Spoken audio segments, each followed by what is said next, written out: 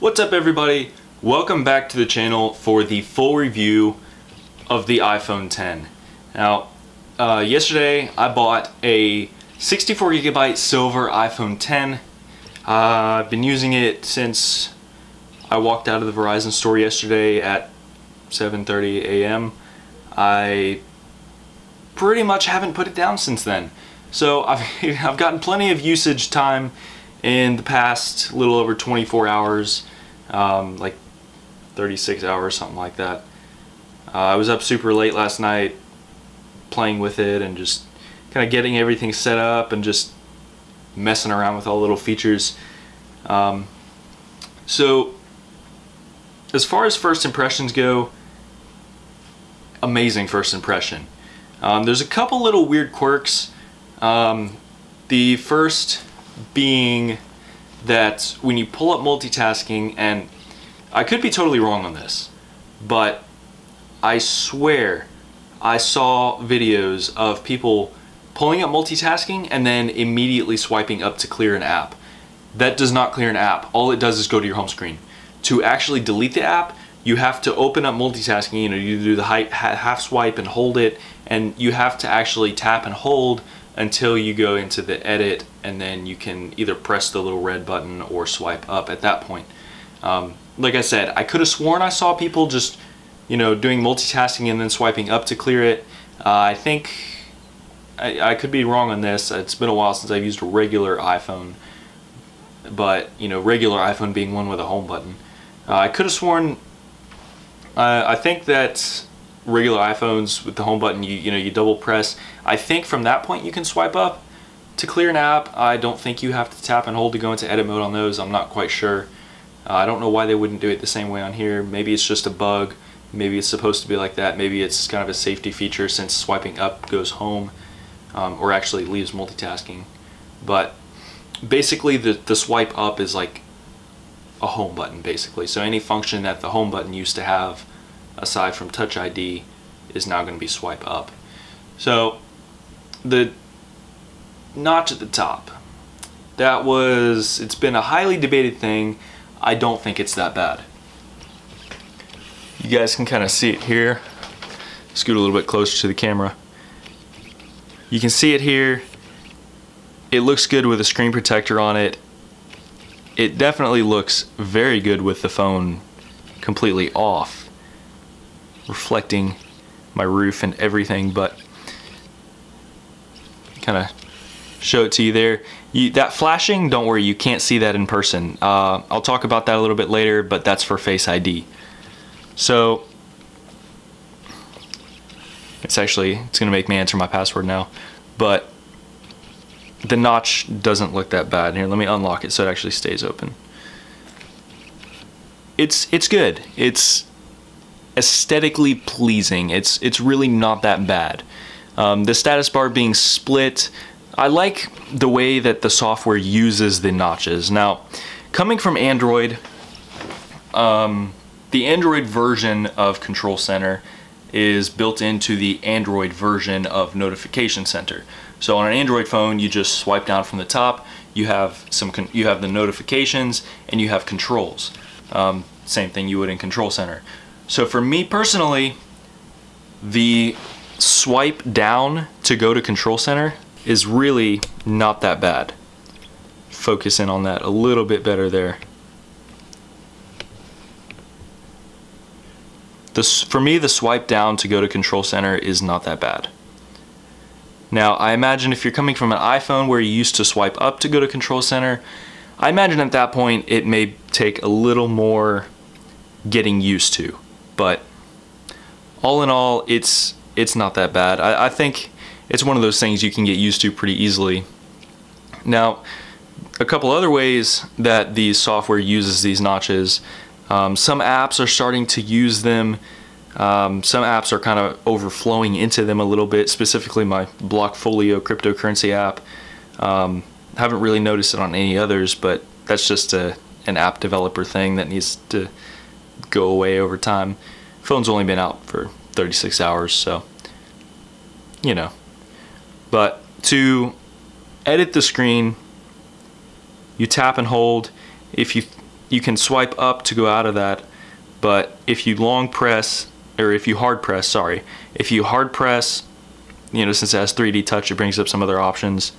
But if you are in edit mode on the home screen, it places the little done button, and my camera won't focus that far in, but it places the button, if I can get it to work, it places the done button in the notch, which is kind of cool. It's not really too significant, but it's one of those neat little things that it does. The only other thing that I've really noticed is, say for example, you know, where you go one app and that app brings you to another app, you have the back button in the top left. Now it has that, sorry guys, I'm just kind of cutting off my Facebook messages for privacy, but it has that now in the top right there, kind of a little, it doesn't take away the time, the clock, but it does put it in the little notch there, which I found kind of cool. I just like that, I like that the software actually uses that, and it doesn't just kind of sit there idle. I think that's about it for the notches. Yes, the notch does go away whenever you take a screenshot. When you take a screenshot, and I'll show you that as well for good measure. When you take a screenshot and you open it up, the notch is gone. It just fills it in as if it were a full status bar, which is nice. It doesn't like put a notch there, and it doesn't take away the status bar either. It fills it in and makes it like any other screenshot would be. As far as the screen and battery go, it's a screen. It looks like a screen. It acts like a screen, aside from 3D touch, which is a feature that I'm not used to. That's kind of cool. It's not great. I mean, let me put it this way. It's not worth any extra hype. It's a very nice screen. You know, the OLED looks really nice. True Tone, all the colors look really good. But it's nothing like absolutely insane. And I haven't really gotten the chance to put it to the test too much. And, you know, I haven't really like played any games or really watched any movies, just kind of previewed some movies. But as you can see, it just looks like a phone screen. But the battery is a little slightly subpar. I don't know if you can see it up there, but I am on 63%, and I've been using it most of today. So a few hours since I got up this morning at about 9 o'clock ish to now about 3 o'clock. I've been using it a lot, and it's gone from 100 to 63%. So take that for what you will. The battery charge is kind of slow. It's kind of meant for fast charging, I guess. I don't have a fast charger. I'm probably not going to get a fast charger just because I don't feel like spending the extra money on it just to charge it faster. You know, I charge my phone when I should, and that's about it. The cameras. I could do a whole separate video on this. I'll try to keep it short because I am a photographer, so I could rant about the cameras. The front camera is way better than anything I've ever owned. The Android phones that I've owned, the Note 4, the Note 5, the Google Pixel XL, which I switched to this phone from, the front camera's way better.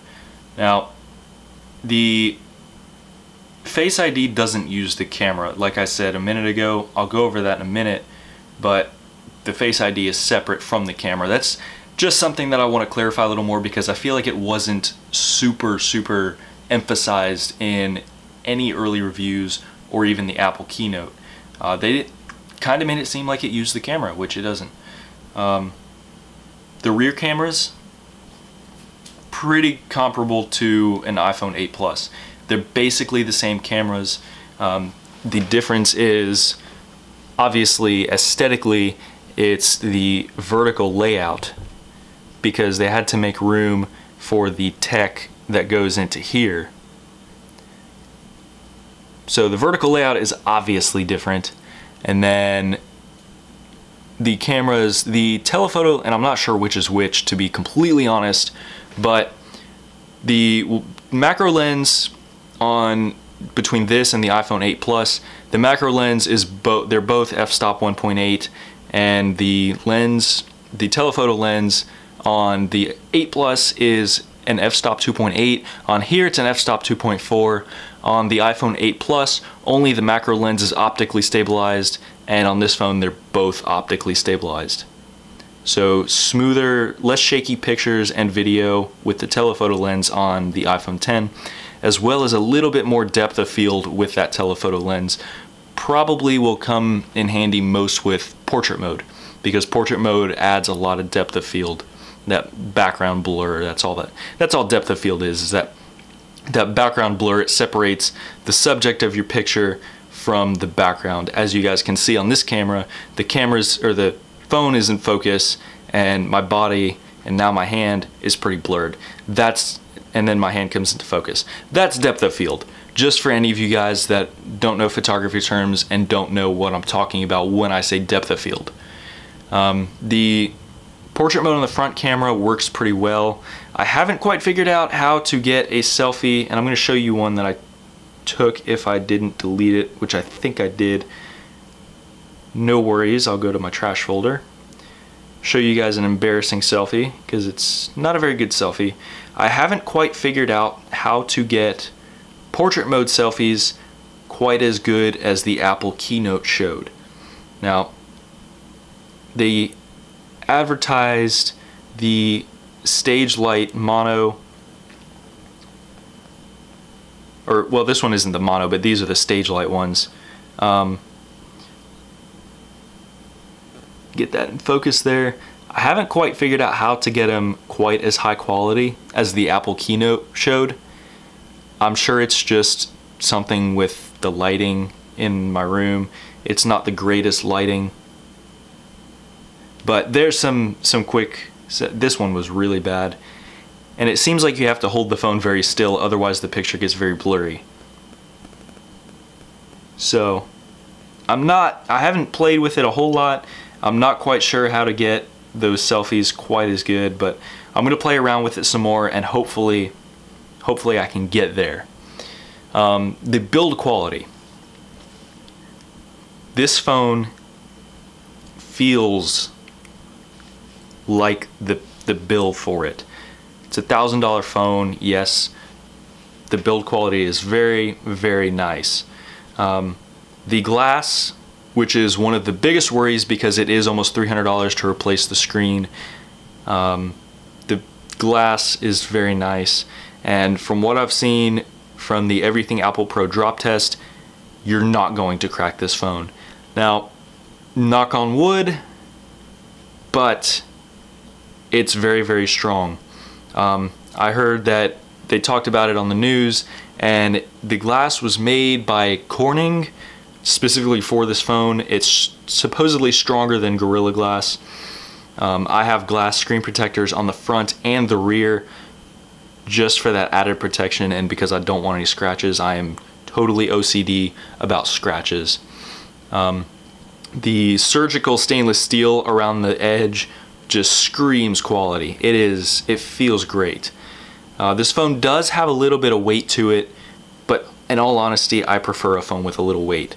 I couldn't tell you how much it weighs. It's like a pound or two, maybe. I don't know. I'm not a human scale. And I haven't looked up any technical specifications for the weight of it. But I prefer a phone with a little weight. To me, it feels better to hold and feels more secure in my hand. It doesn't feel like, it's not a featherweight. It doesn't feel like it's gonna like fly out of my hand or something. But you know, it feels easier to grip when it has a little bit of weight, to me personally. That could be totally made up in my head. I'm sure there's going to be people that disagree with me, but that's just how it is to me. Like I said, the stainless steel feels great. Again, from the drop test that I saw on everything Apple Pro, this stuff does not scratch easily. He dropped it from face height about 5 or 6 feet, and it barely got scratched on the edge and the glass. The glass did not break. The only thing that broke in his test was FaceID stopped working, but the camera still worked. Because again, they're separate. So the build quality is great. Better than pretty much any phone I've held. And I've played with a lot of them. I've looked at the Note 8, and I know I'm gonna get hate for saying this because I'm already getting it from people on Reddit because I posted a big long review on Reddit. The Note 8 did not feel that good to me. I felt a demo at a Best Buy store and at the Verizon store. They just didn't, it felt like a plasticky toy. It didn't feel good. It didn't feel like a $950 phone. This, and you know, I also tested the Google Pixel in the store. And it, you know, as much as I like the Google Pixel as an Android phone, it's one of my top Android phones out there. I'm just kind of done with Samsung, I don't know. Just a personal opinion thing. But the Google Pixel is probably one of the best Android phones out there right now. And I'm definitely, as far as the physical phone itself, I'm definitely much more impressed with this than anything, than the iPhone 8, than the Pixel 2, Pixel 2 XL, anything like that. I love it. As far as the new home button goes, it works really well, and I definitely want to show you guys that quite a bit. So it unlocks the phone, and this is another kind of weird quirk about this phone that, here, let me focus that a little bit better. When you unlock the phone, you can't swipe up from anywhere. It has to be from the bottom bar. Now let me go ahead and unlock it real quick with my face. To go home, you simply swipe up, and that also activates multitasking, as you may know. But probably the biggest thing that I want to say about this is that multitasking is very easy to open. All you do, now you're in multitasking. I don't have any other apps open right now. Let me go ahead and open a couple other apps. I'll open up YouTube, I'll open up the calculator, reminders. So now I have a few apps open. Some of the early videos made it seem as though it took a second to open multitasking once you do that half swipe and pause. That's not the case. It opens extremely quickly. It's probably very similar speed to an iPhone 7 or an iPhone 8 double pressing the home button. Very, very quick, and then you can scroll through your apps. Now, as I was saying with the quirks earlier, swiping up just goes home, and even if you're in the app and you go to multitasking and you swipe up, it goes home. But as you can see, the app is still there, so you have to tap, hold until you go to edit mode.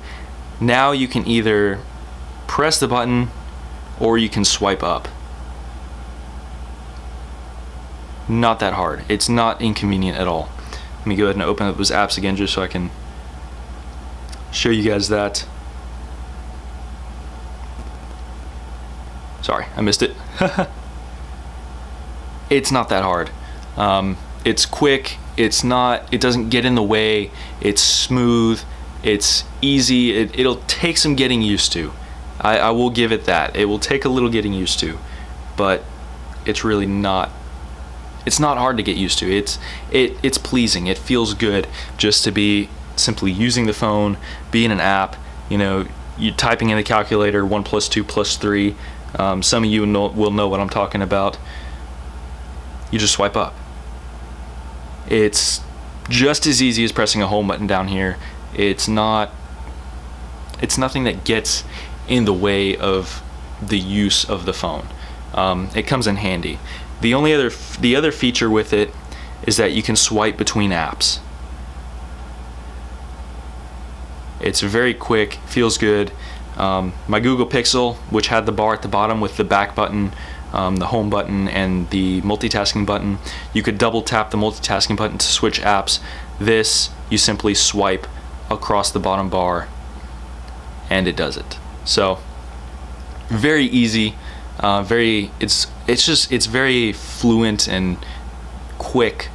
It's, you know, again, it definitely doesn't get in the way of anything. Now, a few more gestures to remember with this phone are, of course, notification center, control center, the home button, or home swipe, home bar gestures. The swiping is probably one that people are gonna have a hard time remembering. There are some gestures with the side buttons. As you may have noticed earlier, the home button, if you quick press the home button and either of the volume buttons, it takes a screenshot. Sorry, I missed it. Sorry, okay. I was thinking that it was either one, but apparently it's only volume up. Oh, there's my problem. I pressed on the little mute switch instead of the volume button. That would help if you actually press the button. So that the volume down doesn't work. So it's power and volume up.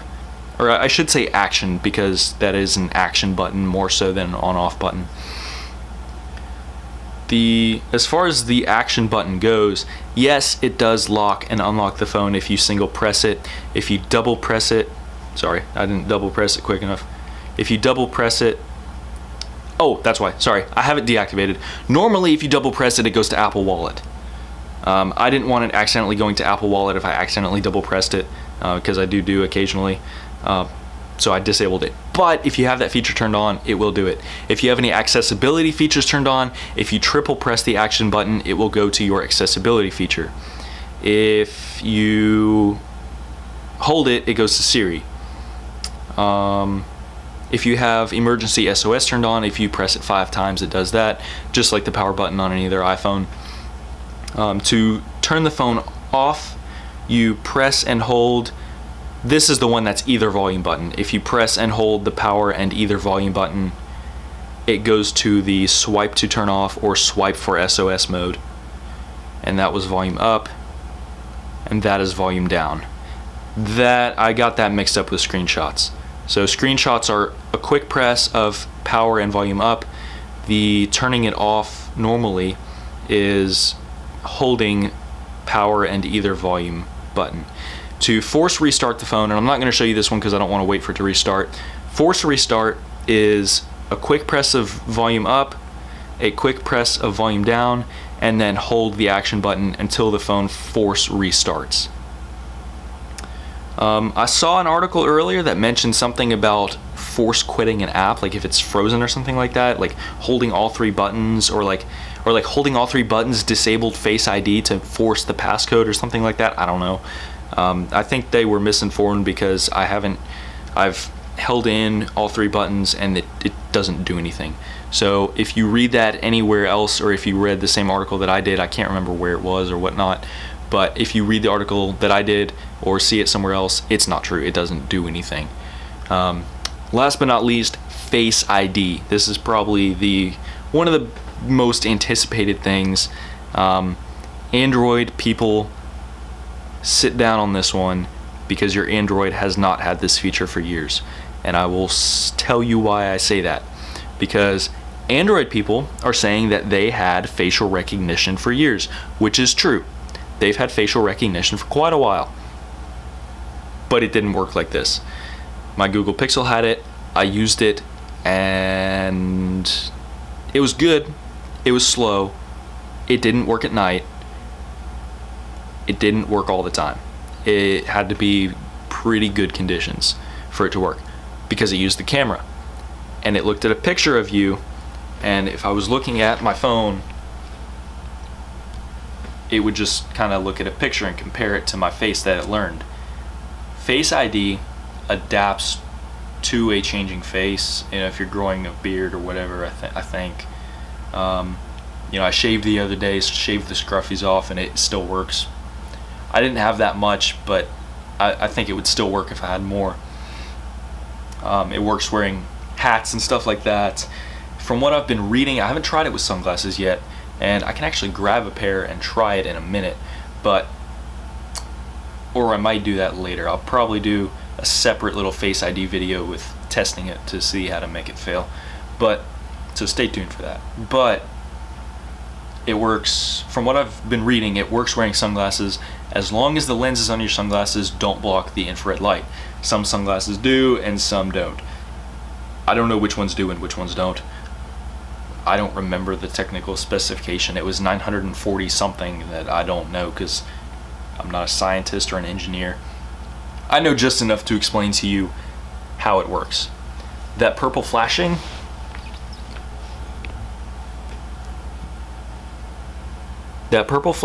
is Face ID.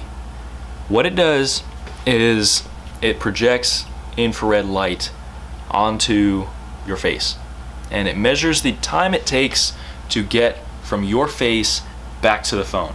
And through that, it's covering your face. It does that for your entire face, and it builds kind of a mathematical model of your face. Apple has stated that it keeps this information on the phone.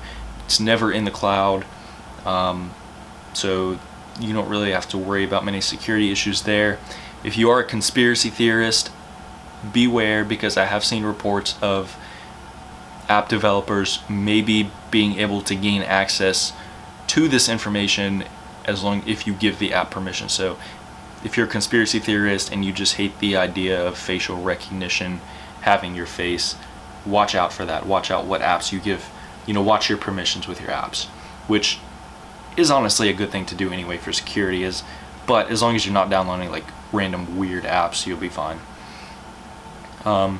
Face ID does work for apps like PayPal or banking apps that would normally use Touch ID.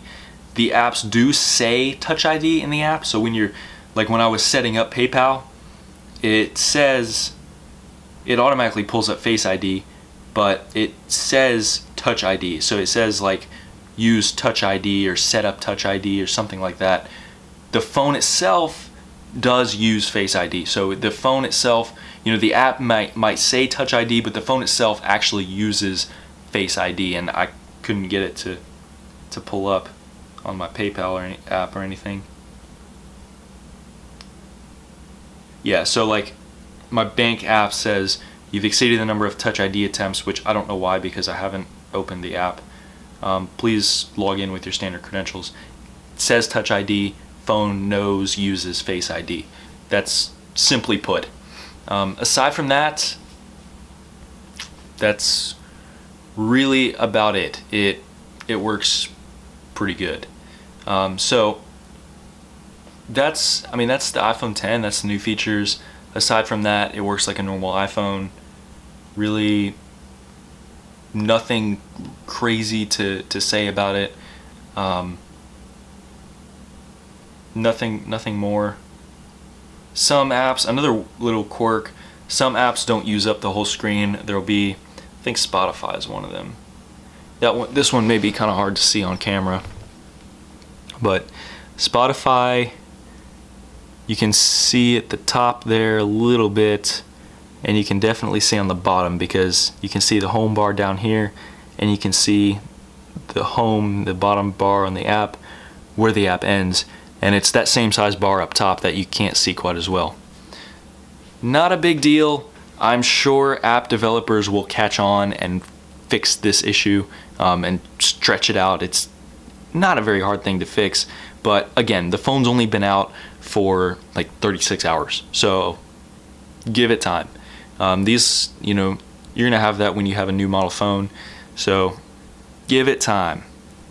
It'll work out. The other stuff are just new habits that you need to get used to, old habits you need to break.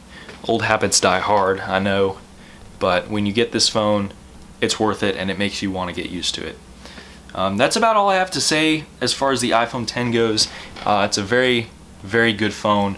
Definitely, I don't have anything really bad to say about it. The only thing that I can really think of that could be better is it could charge a little bit quicker with a normal charger. The battery itself is already slightly bigger, like just barely bigger than the iPhone 8 Plus, which is kind of amazing, but still a lot smaller than like my Pixel 2 XL or my Pixel XL. I didn't have a Pixel 2. Got this instead because I wanted to switch to Apple. Other than that, it's good. I did see an early report saying that the screen is not that bright. The screen is very bright. Maximum brightness, it's brighter than my Pixel XL and slightly brighter than my roommate's iPhone 8 Plus. So no brightness issues to worry about. The video I saw said that the Note 8 was a lot brighter. I know I've been picking on the Note 8 a lot, I'm sorry, but it said that the Note 8 is a lot brighter. So, whatever. You shouldn't keep your phone at full brightness anyway, because that murders your battery life. I never have my phone at full brightness. I always have my phone between like 30 and 50% brightness, unless I'm outside in the sun. Yeah. That's another thing with FaceID. Another early review that I saw said that FaceID was failing in bright sunlight, whatever very bright sunlight would be, however you'd measure that. I've tested it, I've used it outside in sunlight, it works fine. I haven't tested it in extreme sunlight, whatever that would be, but I don't know. I'll just have to wait and see for myself. Other than that, great phone, gestures are easy to get used to. iOS 11 looks great on this phone.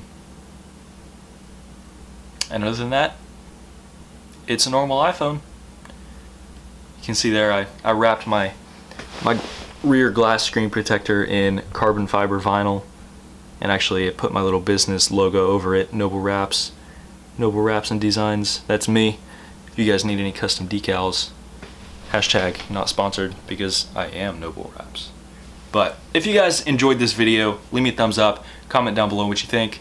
Hopefully this video helps someone if you're trying to decide about the iPhone 10 or not. You probably have to wait until December at this point to get one, because I'm sure all the stores are sold out because people have been buying multiple of them. But hopefully this helps. But I will see you guys in the next video. I'm going to do some more videos on this. I'm not done with this phone yet, so you guys will be seeing it more. So stay tuned for that.